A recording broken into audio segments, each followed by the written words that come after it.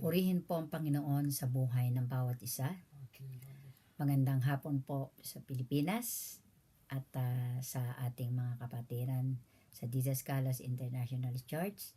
Salamat po sa bawat isa na patuloy na nagtitiwala sa ating Panginoon at maging sa ating Bishop Sardana Apolinaria. Salamat po sa buhay mo, Bishop, sa patuloy na wisdom na ibinibigay ng Panginoon sa iyo. At maganda po ang plataforma mo at palagi ko pong na nalalaman sapagkat si Sislet po ay palagi po kami magka-chat. So, salamat po maging sa ating mga pastor at sa ating mga kapatid, no? Huwag po tayo magsawang maglingkod sa ating Panginoon Jesucristo, no? Ang paksa natin ngayon, no? Pakilagay po sa screen.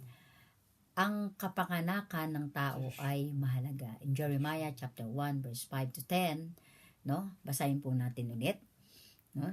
Ang sabi, bago kita inanyuan sa tiyan ay nakilala na kita, at bago ka lumabas sa bahay bata ay pinaging banal kita, inahalal kitang propeta sa mga bansa. Amen. Hallelujah. Kung mauunawaan lang natin ito, mga kapatid, napakaganda ng mensahe ng ating Panginoon sa bawat isa. So, tayo po yumuko at tayo manalangin. Dakilang Diyos, salamat po ng marami sa araw na ito, Panginoon. Ikaw po ang Diyos na nagbibigay ng kalakasan. Ikaw po ang Diyos na aming sinasamba sa araw-araw ng aming buhay. Dakilang Diyos, ikaw po ang tumayo dito sa aking harapan. At ikaw po magbigay ng Santong Espiritu at magsalita po sa aking mga kapatid na ito. At na malaman nila ang iyong mga salita ay napakaganda at mabuti.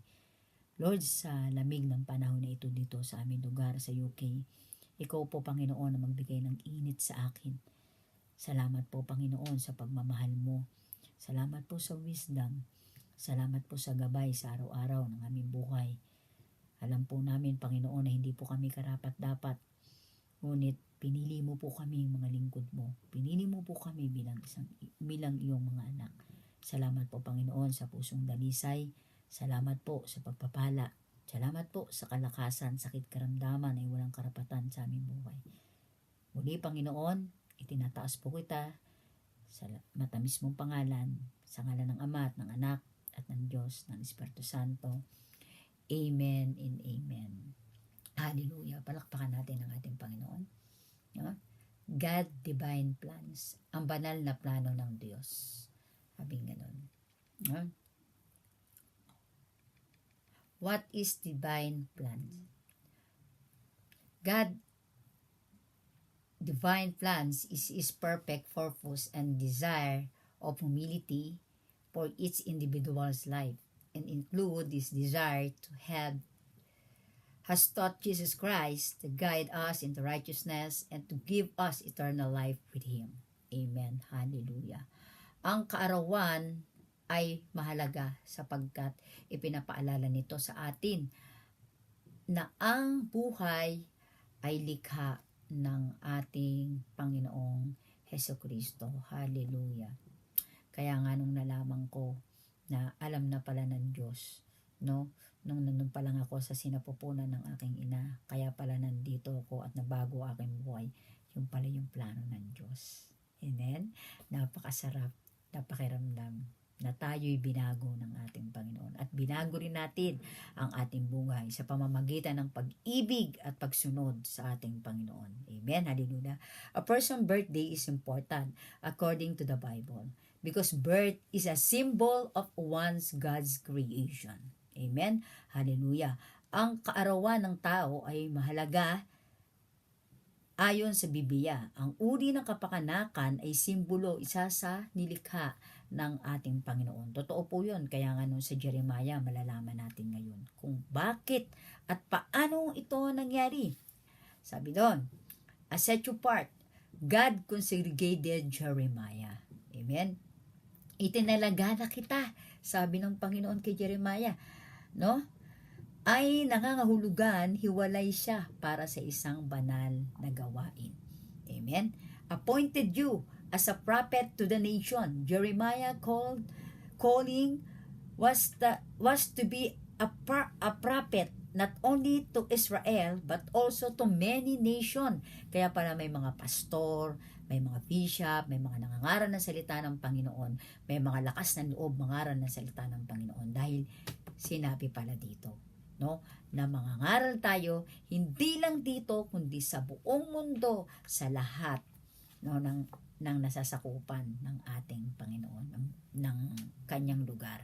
Amen. Dahil si Jeremiah, mga kapatid, ay niutusan ng ating Panginoon na mangaral doon sa bayan ng Israel sapagkat na puro kasamaan ang ginagawa doon. Kaya sabi, pag pumunta ka doon, inutusan kita, no? At sabihin mo sa mga tao, nagugunawin ko ang mundo, magbago sila. Si Jeremiah, mga kapatid, ay sobrang stress na at ang damdamin niya, hindi niya matanggap na siya ay sinasabihin ng siraulo, baliw, no? Pero patuloy pa rin siya bumabalik sa lugar at patuloy niya pa rin binibigay ang mensahe ng ating Panginoon. Purihin ng Diyos sa buhay ng bawat isa. Ibig sabihin, ang plano ng Diyos ay mas malawak kaysa sa iniisip natin. Maaari siyang gumamit sa atin para makaapekto sa iba. Amen? Maaari siyang gumamit o maaari niyang gamitin ikaw, ako, para mangaral ng salita niya. No? Maraming paraan. Maraming binibigay ang Panginoon na pagkakataon sa buhay natin, kapatid. God has plans for each of us even before we are born. In Psalms 139 verse 13 to 16, sabi doon, God divine plans, number 1, or letter E, salvation. Letter B, guidance. Letter C, eternal life. God divine plans, ang banal na plano ng Diyos. Mula pa sa simula, may banal na plano ang Diyos para sa tao. Ang magkaroon ng relasyon sa Kanya at mamuhay ayon sa Kanyang kalooban. Kahit nagkasala ang tao, hindi nagbabago ang plano ng Diyos. Ang iligtas tayo sa pamamagitan ni Jesucristo Jesus na ating Panginoon. Hallelujah. Palakpak muna para sa Diyos. Amen. Letter E, salvation, kaligtasan. Dahil sa kasalanan, nahiwalay ang lahat ng tao sa Diyos. Ngunit ibinigay ang kaligtasan sa pamamagitan ng kamatayan at muling pagkabuhay ni Jesucristo. Ang sino mang sumampalataya sa Kanya ay maliligtas. In John 3:16, for God so loved the world. Sinabi ng ganyan, no? And letter B, guidance, gabay ng Diyos. Hindi tayo iniwan ng Diyos. Matapos tayong maligtas, binigyan niya tayo ng Kanyang salita at ng banal na Espiritu upang tayo'y gabayan sa katotohanan at katwiran. Kaya kapatid, kapag ikaw ay aalis, pagising mo sa umaga, bago matulog, manalangin. Humingi ka ng gabay sa ating Panginoong Jesucristo. Letter C, eternal life. Buhay na walang hanggan. Ang pinakadakilang pangako ng plano ng Diyos ay ang buhay na walang hanggan kasama siya sa langit. Kung saan wala ng sakit, pagdurusa, kamatayan. Kapatid, in Romans chapter 6 verse 23, sapagkat ang kabayaran ng kasalanan ay kamatayan. Ngunit ang kaloob ng Diyos ay buhay na walang hanggan kay Kristo Jesus na ating Panginoong Jesucristo. Hallelujah. No? Kaya nga pag ikaw pala ay nag-confess ka ng kasalanan mo, no, humingi ka ng tawad sa Diyos at talagang tinanggap mo si Kristo sa buhay mo, patatawarin ka ng ating Panginoon. Sapagkat lahat ng tao ay nagkasala, walang matuwid, wala kahit isa. Every life has meaning and purpose. Bawat buhay ay may kahulugan at layunin. Bawat individual, anuman ang kanilang kalalagayan, talento o pinagmulan ay may likas na halaga. Ang buhay ay hindi basta-basta. Kaya nga dinala ka ng Panginoon dito, may gagawin ka. Hindi yung para ka lang sumibol dito, para ka lang siga. No? Parang sa'yo ang mundo. Wala ka nang iniisip, hindi mo na pinapansin yung mga tao sa paligid mo. Wala ka nang ginagawa kundi ang gumawa ng mali. Dahil akala mo sa'yo ang mundong ito. Amen? O walang kabuluhan. Bawat tao ay may dahilan kung bakit siya umiiral at may potensyal na makakaapekto sa mundo sa isang paraan. Amen? Ang kahulugan ay layunin at matatagpuan sa pamamagitan ng mga relasyon, pagsunod sa posisyon o tumutulong sa isang bagay na mas dakila kaysa sa sarili. Amen? Ayaw ng Panginoon, kaya ang ayaw ng Diyos nang tayo'y makasarili. Dahil ang Panginoon, ibinigay niya ang kanyang buhay ang buhay para sa atin, para tayo magkaroon ng buhay na walang hanggan. Pastor, ano ba yung buhay na walang hanggan? Pag namatay ba kami, pumunta kami sa langit, doon na kami, babagsak, ganyan. No? Akala ng iba, tungkol lang ito sa pagkamatay. Amen? No? Ang pagkilala dito ay naghihikayat sa mga tao na mamuhay ng may intensyon gumawa ng positibong desisyon, no? At pahalagahan ang kahalagahan ng kanilang pag-iral. Hallelujah. No? In short, our lives matter because every person has unique role in plans in the world. So meron pala tayong meron palang plano ng ating Panginoon, no? May katangi-tanging papel tayo na gagampanan dito sa mundo. Amen? A person's birthday is marked the beginning of the fulfillment of God's plans for him or for her. Hindi lang sa akin, hindi lang sa iyo, hindi lang sa kahit sino. No? Merong plano ang Panginoon. Lahat sa atin. No? Lalong-lalo na doon sa mga nakakilala sa Diyos at tumanggap, no, ng pag-ibig ng ating Panginoon ni Kristo. Amen?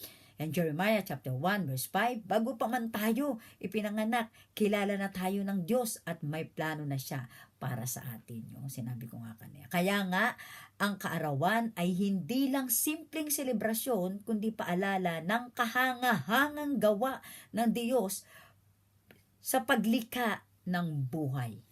Panahon din ito upang kilalanin na tayo ay mahalaga sa Diyos at may natatanging papel sa mundo. Purihin ang Panginoon sa buhay ng bawat isa, no? Grabe ang pinapakita ng ating Panginoon Jesucristo, no, sa ating buhay. Kapag pala tayo ay tinanggap natin si Kristo, magkakaroon tayo ng salvation, guidance, eternal life.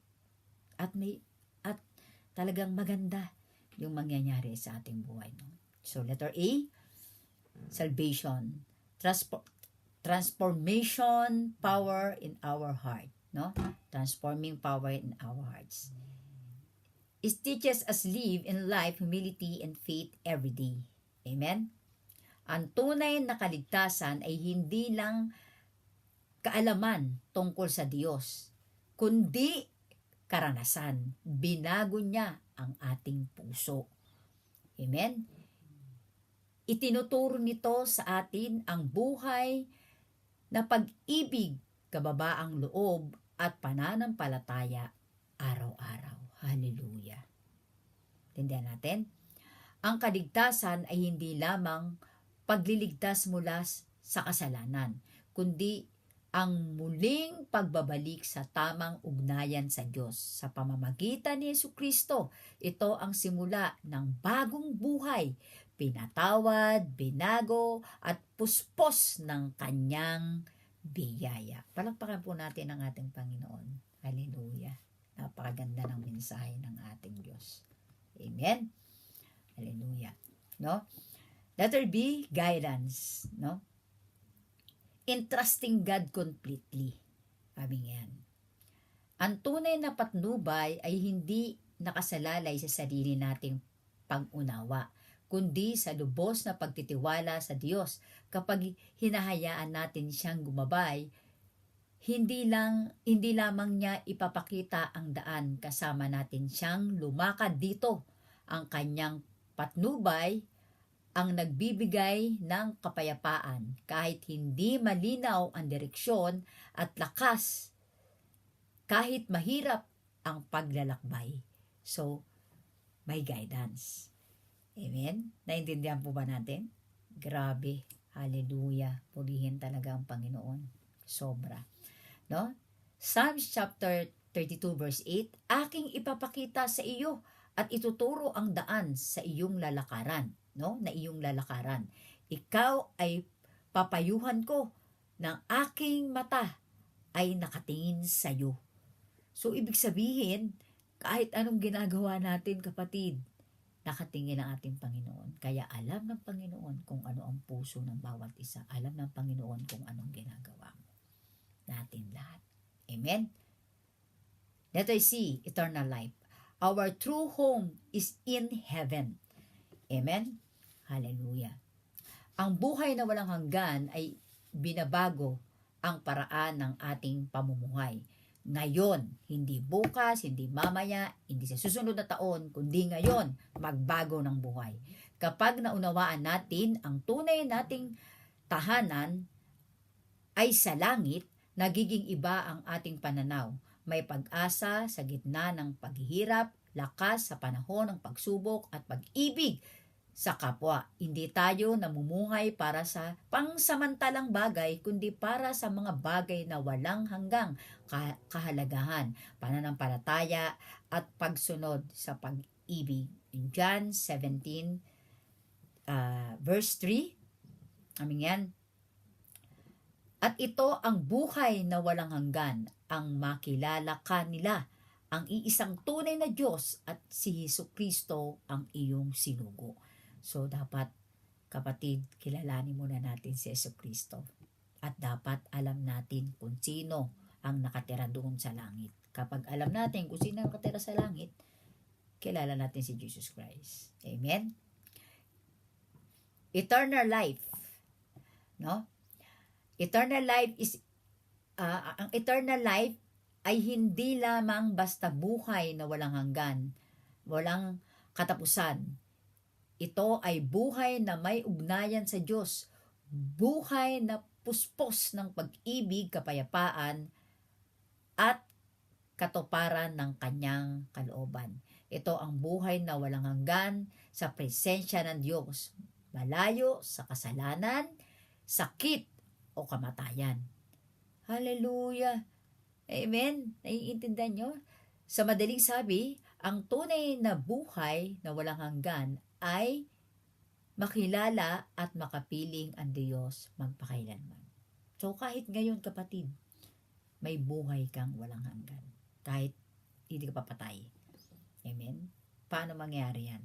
No? Ibig sabihin, ang buhay na walang hanggan ay hindi lang nagtatapos sa kamatayan. Nagsisimula ito sa pagkakilala kay Kristo. Habang nabubuhay tayo at sinusunod ang kanyang kalooban, tayo'y mabubuhay na sa kanyang walang hanggang plano. Hallelujah! Purihin ang Panginoon sa buhay ng bawat isa. Grabe, no? Kung, alam mo, kung nagbabasa lang tayo palagi ng Biblia, mauunawaan natin ang lahat ng ito, mga kapatid. Mauunawaan natin ang pagmamahal, salvation, guidance, and eternal life. Itong tatlo na to, kapag alam mo to, kapatid, tunay kang anak ng Diyos. Kasi hindi pwede na alam mo to tapos hindi ka susunod. Amen? Iba yun. Mga kapatid, malayong-malayo. Kaya nga, sabi doon at sabi dito, letter A, salvation, transformation, power in our heart. No? Ano sabi doon sa verse 6, no, Jeremiah chapter 1, verse 6 to 10? Sumagot ako, Panginoon, ako'y bata pa. Sabi, nang magkagayon, sinabi ko, O Panginoon Diyos, narito, hindi ako marunong magsalita sapagkat ako'y bata pa. Amen? Hindi pwedeng sasabihin natin, mga kapatid, bukas ako magbabago kasi bata pa ako. Bukas na ako susunod sa iyo, Panginoon, kasi hindi ako marunong. Hindi ko to alam. Titigas pa ulo ko, gagawin ko pa lahat ng mga mali. Saka ka na lang kasi matagal ka pa babalik.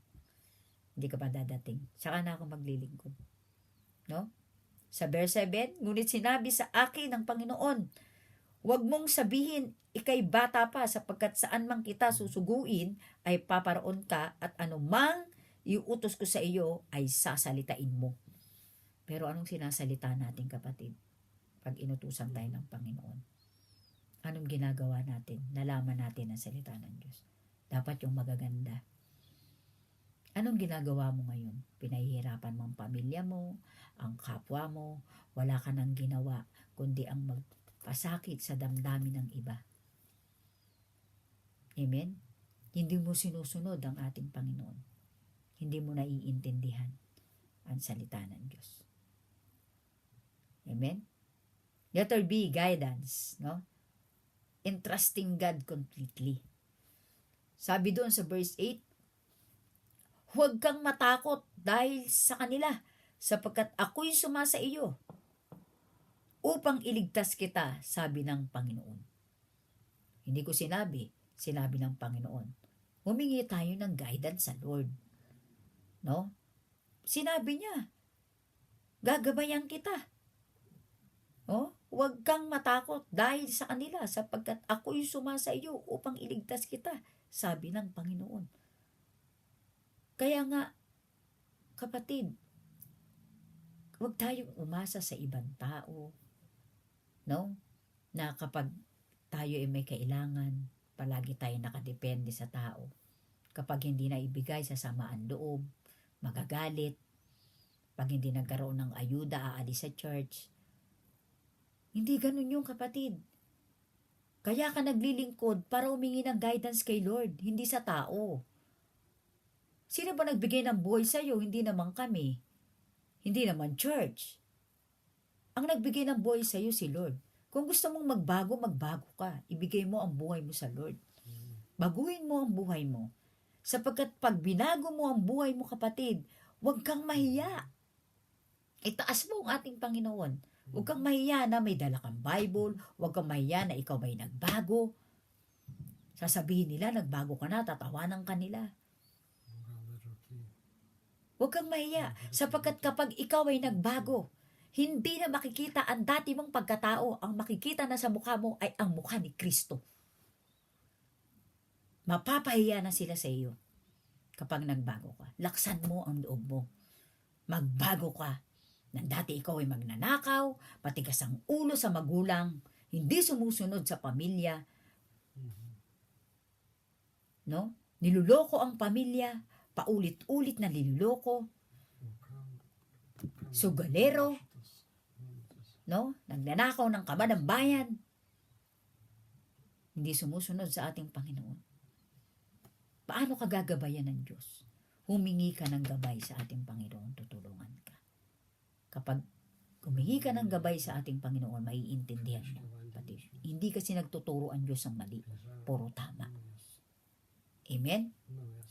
Eternal life, our true home is in heaven. No? Ang tunay nating tahanan ay ang langit. Basahin natin ang Jeremiah chapter 8. No? Hanggang 9 hanggang 10. Sabi, nang magkagayon, inuunat ng Panginoon ang kanyang kamay at hinipo ang aking bibig at sinabi sa akin ng Panginoon, narito ilalagay ko ang aking mga salita sa iyong bibig. Tignan mo aking pinamumuno sa araw nga ito sa mga bansa at sa mga kaharian upang magalis at magbagsak at upang magsira at magwasak, upang magtayo at magtatag. Binibigyan ka ng Panginoon. No? Binigyan ka ng Panginoon ng pagkakataon. Hindi lang ang eternal life, ang buhay na walang hanggan, hindi lang pag ikaw ay namatay. Ang buhay na walang hanggan, ngayon pa lang pag nagbago ka, nakilala mo si Kristo at alam mo kung sino ang nakatira dun sa langit. 100% may buhay kang walang hanggan. Kasi kilala mo si Kristo. Amen? Kilala mo ang Diyos. Palakpakan natin ang Panginoon. Tignan na lang niyo dyan sa screen. No? And Psalms chapter 139 verse 13 to 14, sapagkat ikaw ang lumikha sa aking mga laman, kay ganda ng iyong mga gawa. Ang ganda ng ginawa ng Panginoon sa iyo, pero binabago mo. Dati lalaki ka, ngayon babae na. Dati babae, ngayon lalaki na. Ano ba yun? Hindi malaman kung ano ka. Diba? Alamin mo, kapatid, kung ano ka. Alamin mo ang plano ng Diyos para sa iyo. Alam mo, kapatid, pag nalaman mo, yung journey ng buhay sa Diyos. Doon mo mararamdaman, napakasarap palang kasama ang Diyos sa buhay. Amen? Basahin natin ang conclusion. Ang kapanganakan ng tao ay hindi aksidente. Ang Diyos ay may layunin para sa bawat isa. Kahit bago pa tayo ipanganak, ang buhay ay mahalaga, kaya dapat natin itong pahalagahan at gamitin para sa Kanya. Gamitin para sa Kanya, sa Diyos, hindi sa tao. Amen? Gagawin natin sa tao, gawin muna natin sa Diyos. Pag nagawa natin sa Diyos, magkakaroon tayo ng pag-ibig sa Diyos, magkakaroon tayo ng pag-ibig sa tao. Ang mga bagay na magaganda ay magagawa na natin sa tao. Tanggapin mo si Kristo, kapatid, sa buhay mo. Huwag kang mahiyang maglingkod. Huwag kang matakot. Laksan mo ang loob mo sapagkat bibigyan ka ng Diyos ng salvation, guidance, and eternal life. Amen? Palakpakan natin ang Panginoon. Salamat sa buhay na hiram. Salamat sa ako ay isinilang ng aking ina at nakita ako ng Diyos doon pa lang sa kanyang sinapupunan ng aking ina. At ngayon, narito ako at nalaman ko kung anong plano ng Diyos. Maging sila Paul, si John, maging si Pedro. No? Kaya nga pag sinabi nila, sino ang may-ari ng langit? Ang sabi si Pedro, mali. Ang may-ari ng langit ay ang Diyos. Amen? Sapagkat si Pedro ay pinagkatiwalaan lamang ng Diyos na susi ng langit. Ikaw, pagkatiwalaan ka rinawa ng Diyos ng susi ng kanyang puso. Kapag ikaw ay may hawak ng susi ng puso ng Diyos, tandaan mo, kapatid, anytime, marami kang marirenew. Maglo-loan ka. More blessing. Siksik, liglig, at umaapaw na pagpapala. Ang buhay na walang hanggan ay mararanasan mo. Tayo pa man tumayo, tayo manalangin.